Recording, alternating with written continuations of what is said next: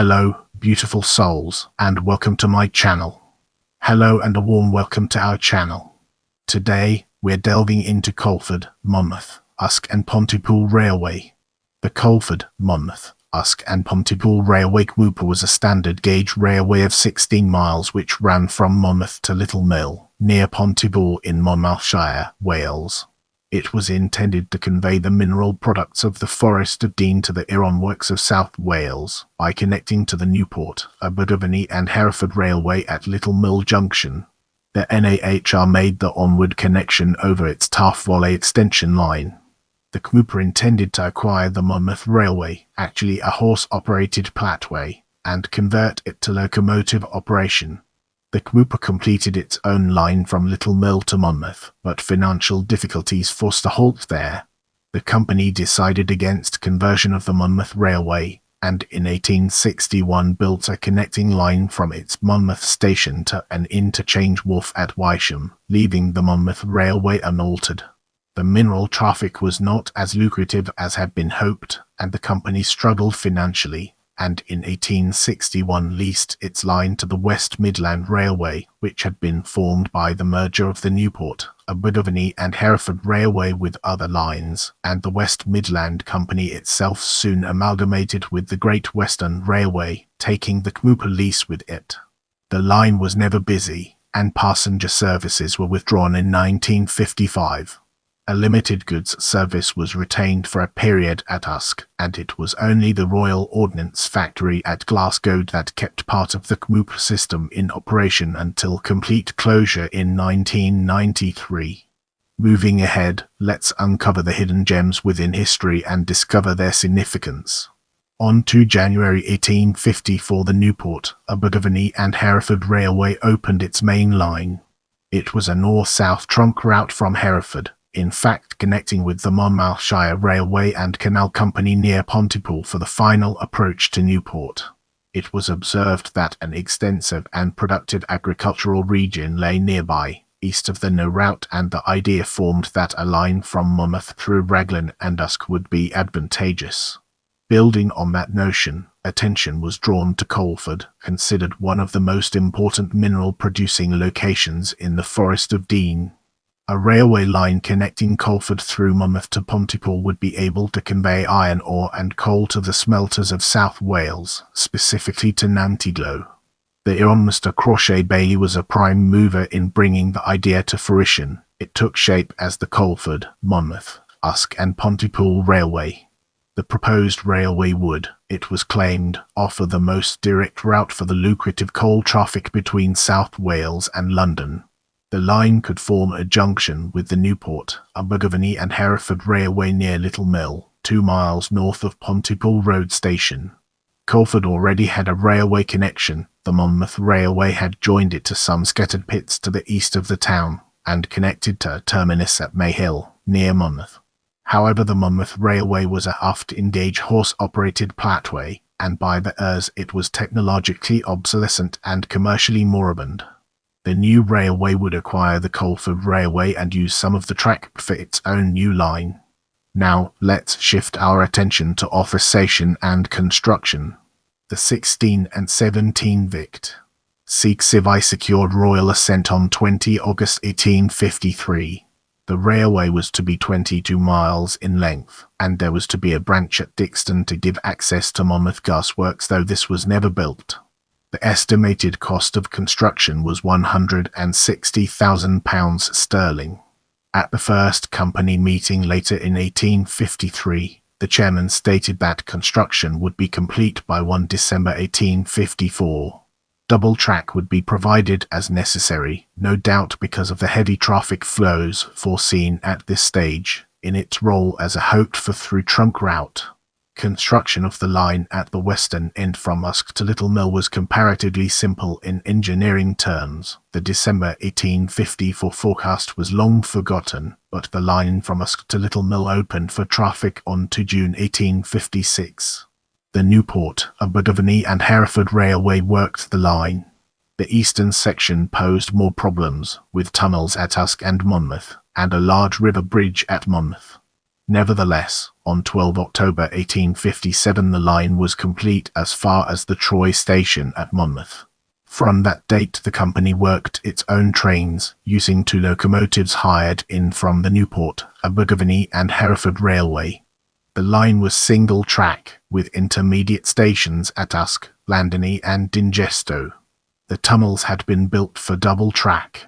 There was a small junction station at Little Mill, and at Raglan trains stopped at a place called Raglan Footpath from an early date. They also called at Raglan Road level crossing. The CMU&PR now took stock of the situation. Continuing to Coleford would involve converting the Monmouth Railway by relaying the track, which was a plateway, and enlarging its tunnel. After much consideration the company decided to cross the River Wyesham itself, an expensive operation, and form an interchange point at Wyesham Wharf. The Monmouth Railway would continue in operation as a plateway, and minerals brought to Wyesham would be transit there to wagons on the CMU&PR. This arrangement was completed on 1 July 1861. The portion of the Monmouth Railway from Coleford to Monmouth Mayhill was acquired by the CMU&PR in anticipation of the conversion. When it was decided to leave the line unconverted, it continued to operate under its own management, although owned by the CMU&PR. It exchanged mineral traffic from the pits east of Coleford with the CMU&PR at Wyesham. With the groundwork laid, let's now examine West Midland Railway and its connections to our previous discussions. The Newport, Abergavenny and Hereford Railway had joined forces with the Oxford, Worcester and Wolverhampton Railway and the uncompleted Worcester and Hereford Railway, in forming a through route to the industrial areas of the West Midlands. It was decided to amalgamate, and on 1 July 1860 the West Midland Railway Act 1860 23 and 24 Vict. C. Laxty was passed, forming the West Midland Railway from the 3 companies. The West Midland Railway was now a formidable player in railway politics, having access at its southern and northern ends to mineral resources and to industrial areas requiring those resources. It was a natural sponsor for the Coleford, Monmouth, Usk and Pontypool Railway, and the smaller concern was leased to the West Midland Railway under the 24 and 25 Vict. CMU&PR passed on 22 July. It was effective from 1 July 1861. The first year lease charge was £4,680 but that rose progressively, and from the 10th year was to be £10,764. In 1863 the West Midland Railway was amalgamated with the Great Western Railway, and the lease of the CMU&PR was adopted by the GWR. Now, let's dig deeper into other railways at Monmouth and unveil the hidden treasures it holds within. Monmouth Troy Station became the focus for other, later railways at Monmouth. In this section, we'll be peeling back the layers of Ross and Monmouth Railway to reveal its true essence. The Hereford, Ross and Gloucester Railway opened its line on 15 June 1855, connecting Ross on Wye with Gloucester and the Great Western Railway network. This was considered an important step in improving the local economy, and as Ross on Wye was only 8 miles from Monmouth, it appeared a natural initiative to connect the 2 towns by a railway. Local business people promoted a scheme and it became the Ross and Monmouth Railway, opening from Ross on Wye to Mayhill Station at Monmouth on 4 August 1873. Mayhill was at first intended as a temporary station only, while the Ross and Monmouth Company completed a bridge over the River Wye. When this was ready, the line was extended to enter the CMU&PR station, Troy, on 1 May 1874. Mayhill Station was more convenient for Monmouth town centre than Troy and was retained. Moving on to the next segment, we have Wye Valley Railway. Local interests put forward the idea of a railway following the lower Wye Valley and connecting Monmouth to Chepstow on the River Severn. A scheme was authorised by the Wye Valley Railway Act 1866 29 and 30 Vict. CMU&PR, but the financial crisis frustrated the intentions of proceeding with construction for several years. The Wye Valley Railway Company opened its line on 1 November 1876. At Monmouth it joined the CMU&PR at Wyesham. Crossing the Wye by the CMU&PR Bridge, trains continued to the Troy station. The Wye Valley Railway was leased to and worked by the GWR. As we transition to the next segment, let's unravel the mysteries surrounding Coleford Railway and gain a fresh perspective. The alignment of the Coleford, Monmouth, Usk and Pontypool Railway and the Ross and Monmouth Railway encouraged speculators to plan new through routes from the industrial areas of South Wales to the corresponding areas of the Midlands, and in 1863 the Worcester, Dean Forest and Monmouth Railway was promoted. This company was to adopt the Monmouth Railway and upgrade it to mainline railway standards, and extend north-eastwards through the Forest of Dean to Newport, continuing to join the Worcester and Hereford line at Great Malvern. Acts of Parliament of 1863 and 1864 authorised the undertaking. This moderately long new line gained considerable support, but the financial depression following the failure of the banking firm of Abergavenny and Company in 1866 resulted in a complete inability to raise money for railway schemes, and in 1868 the project was reduced to construction between Monmouth and Coleford only. The scheme was renamed the Coleford Railway.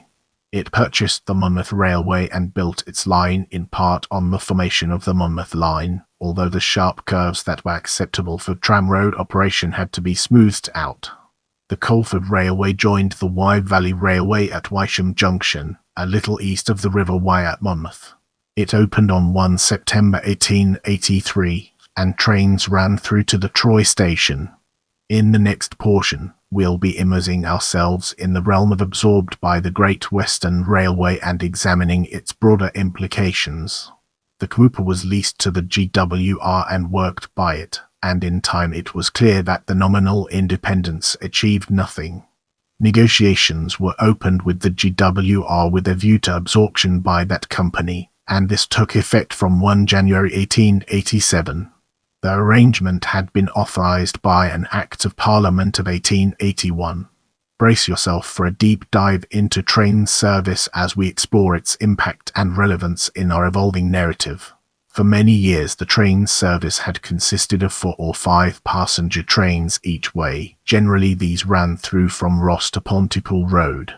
After 1918 the GWR introduced auto trains on the line, and through running across Monmouth was largely discontinued.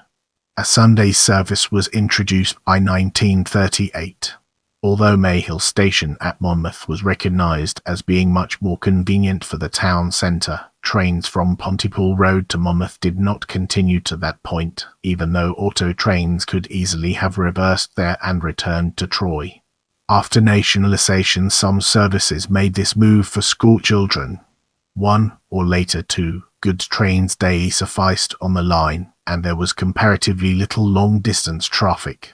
Prepare yourself for an eye-opening discussion on Royal Ordnance Factory Glasgow in the upcoming portion of this video. As part of the country's preparation for war, in 1938 a Royal Ordnance Factory was established at Glasgow, between Little Mill and Usk. Construction workers were conveyed to the location by railway, and it opened as ROF Glasgow on 6 October 1940. As we venture forward, let's examine decline and closure in detail and gain a deeper appreciation for its significance. In 1953 British Railways, as successor to the Great Western Railway, made it clear that closure of the passenger service was being considered. Public opinion generated considerable opposition, and it was agreed that a 6-month trial of an enhanced service would be made. 11 trains were run in each direction, and a range of cheap through tickets were offered. On 14 June 1954 a new halt was opened, at Sephantilla. The platform was less than 16 feet in length, with no ramps, and only an amaboard, a safety rail, and a solitary lamp. However, the trial demonstrated that little stimulus had been given to passenger business, and from 7 February 1955 the train service reverted to the former level of frequency. British Railways announced now that the passenger service was to be discontinued, and politicians locally accused them of providing too frequent a train service during the trial period. Nevertheless, it was announced that the passenger service would be discontinued on 13 June 1955.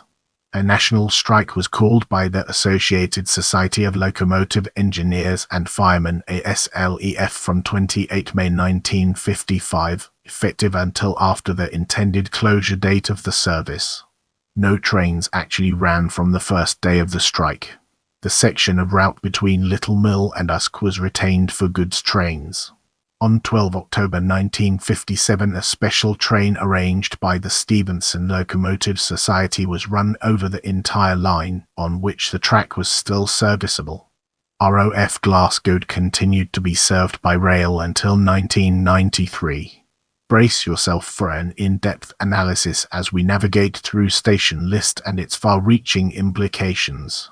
Wyesham Junction, connection with Taff Vale Railway and later Coleford Railway, Monmouth Troy, opened October 1857, closed 5 January 1959. Dingesto, opened October 1857, closed 30 May 1955. Elmsbridge Halt, opened 27 November 1933, closed 30 May 1955. Raglan, opened 1 July 1876, closed 30 May 1955. Raglan Footpath, opened October 1857, closed October 1876. Raglan Road, opened October 1857, closed 1 July 1876, reopened as Raglan Road Crossing 24 November 1930, closed 30 May 1955. Llandony, opened October 1857, closed 30 May 1955. Ceftilla Halt, opened 14 June 1954, closed 30 May 1955. Usk, opened 2 June 1856, closed 30 May 1955. Glasgow East Access, opened 3 January 1941 or 3 January 1943, closed by June 1954. Unadvertised station for ROF workers only. Wenher Halt, opened January 1939, closed June 1941. Unadvertised station for ROF workers only. Glasgow Factory West Access Halt, opened 12 June 1941, renamed Glasgow Crossing Halt, closed. Unadvertised station for ROF workers only. Glasgow Halt, opened 16 May 1927, closed 30 May 1955, continued in use by Royal Ordnance Factory workers until 13 October 1957. Unadvertised station for ROF workers only. Glasgow Royal Ordnance Factory, opened 6 October 1940, closed 24 April 1961, on spur south of through line. Unadvertised station for ROF workers only. Glasgow Factory or Glasgow West Access, opened 12 June 1941, closed after 1954. Unadvertised station for ROF workers only. Little Mill, opened 2 June 1854, closed 1 July 1861, reopened as Little Mill Junction 1 May 1883 on Usk Line only, closed 30 May 1955. If you found this video helpful, give it a like and share it with someone who might benefit from it.